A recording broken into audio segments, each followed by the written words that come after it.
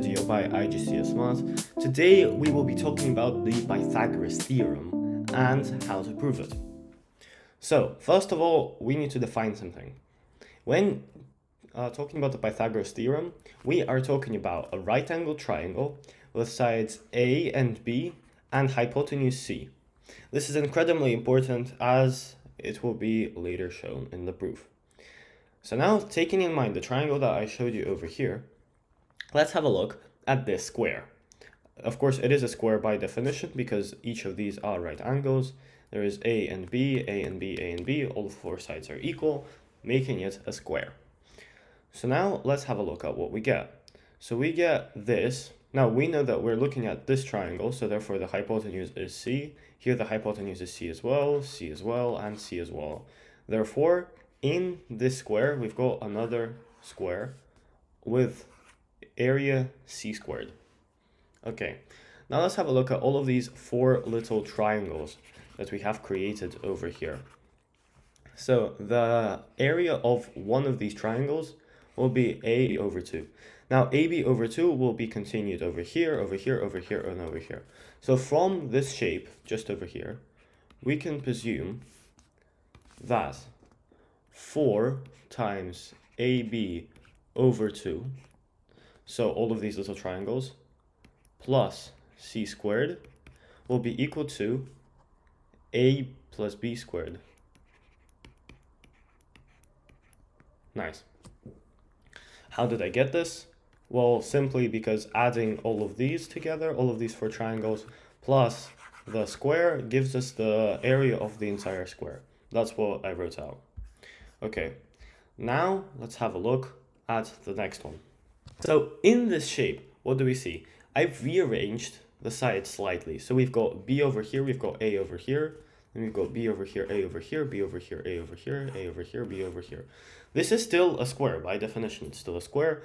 I forgot to label that these are right angles, but despite that, it's a square. All the sides are equal. Okay, now let's have a look at the areas that we get over here. So we have a square over here, y square, BB, BB, as these two lines are parallel. So yeah, we get B squared over here, and then we get four triangles, all with area AB over 2, AB over 2, AB over 2. And we get another smaller square with the area A squared. So from this, now we can say the 4AB squared, AB over 2, plus B squared plus C squared will be equal to A plus B squared. There. So now let's have a look at these two conclusions that we drew. Right, let's have a look at this and this. Now, as they are both equal to the same thing, we can make them equal to each other. So 4AB over 2 plus C squared is equal to 4AB over 2 plus B squared plus C squared. Oh my god, sorry, here it should be A squared. And here it should be B squared plus A squared. There. Now you might see that this one cancels out with this one, and we get the usual Pythagorean theorem. C squared is equal to A squared plus B squared, or in my case B squared plus A squared, but it doesn't really matter.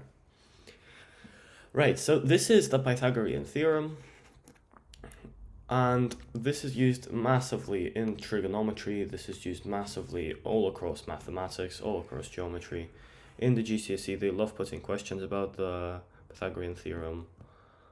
Yeah, and also in mathematical Olympiads. So for example, if you're attending the UKMT, United Kingdom Mathematics Trust Olympiad, then you will see that there they also, any Olympiad paper, it's there. Like, there's gonna be at least one question on Pythagoras, because Pythagoras is just such a cool formula. And it's also really easy to remember. Okay, that was the proof to the Pythagoras theorem. Thank you for watching and see you next time.